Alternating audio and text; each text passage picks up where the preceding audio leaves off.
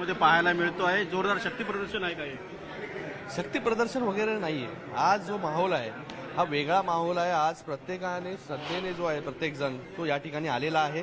रामावरती असणारी श्रद्धा आहे, प्रभू श्रीरामाचं दर्शन जे आहे ते प्रत्येकाला या ठिकाणी घ्यायचं आहे। आणि खास करून माननीय मुख्यमंत्री एकनाथजी शिंदे साहेब हे मुख्यमंत्री झाल्यानंतर पहिल्यांदाच या ठिकाणी येत आहे। आणि जे पाऊल शिंदे साहेबांनी 9 महिने अगोदर उचललं ना, त्याच्यामुळे ही जनता, सगळे जे कार्यकर्ते आहेत, पदाधिकारी आहेत, रामभक्त आहेत, सगळे खुश आहेत। म्हणून हा माहोल तुम्हाला पाहायला मिळतो। तुम्ही पण अगोदर आलेला आहात या अयोध्येमध्ये, तेव्हाचं दौरा आणि आत्ताचा दौरा हे तुम्हीच 2 दिवस झाले विश्लेषण करताय की कशा प्रकारे हा दौरा वेगळा आहे, कशा प्रकारे लोकांमध्ये उत्साह आहे, कशा प्रकारे प्रत्येक कार्यकर्ता जो आहे 36 तास प्रवास करून आल्यानंतर पण तो उत्साहित आहे। मी सकाळी आता पहाटे त्यांना रिसीव्ह करण्यासाठी स्टेशनवर गेलो होतो। नाशिकचे असतील, ठाणे, मुंबई, इकडचे सगळे लोक 36 तास प्रवास करून आल्यानंतर देखील तो उत्साह त्यांच्या चेहऱ्यावरती होता। म्हणजे काहीतरी म्हणजे या आधीचा जो शिवसेना दौरा होता तो वेगळा होता आणि हा पूर्णपणे वेगळा आहे। मुख्यमंत्री एकनाथ शिंदे साहेब झाल्यानंतर पहिल्यांदा हा दौरा करतात आणि सगळ्यात महत्त्वाचं म्हणजे राम मंदिर जे निर्माण होते त्या वास्तूची देखील पाहणी ते करणार आहे।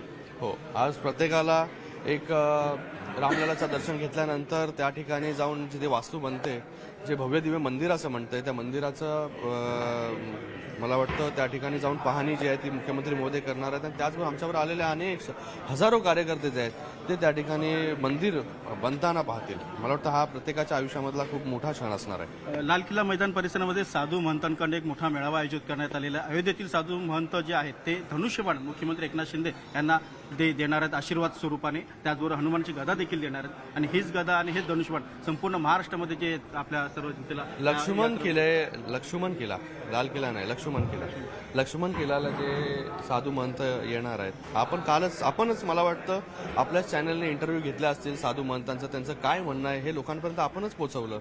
आज तेच साधू महंत जे आहेत ते शिंदे साहेबांना आशीर्वाद देण्यासाठी स्वतः पुढाकार घेऊन जे आहेत ते त्या ठिकाणी लक्ष्मण किल्ल्याला उपस्थित राहणार आहेत। मला वाटतं हा खूप मोठी गोष्ट आहे की आज जे साधू महंत जे आहेत आज प्रचार आणि प्रसार करतात, आपल्या संस्कृतीचा असेल, आपल्या इतिहासाचा असेल, या सगळ्या गोष्टीचा त्या साधू महंतांच्या आशीर्वाद जो आहे तो शिंदे साहेबांना त्या दिवशी त्या ठिकाणी मिळणार आहे। हे धनुष्यबाण घेऊन धनुष्यबाण यात्रा संपूर्ण महाराष्ट्रामध्ये काढली जाते। मला कळत नाही तुम्ही धनुष्यबाण यात्रेचा हे कुठून आणला विषय।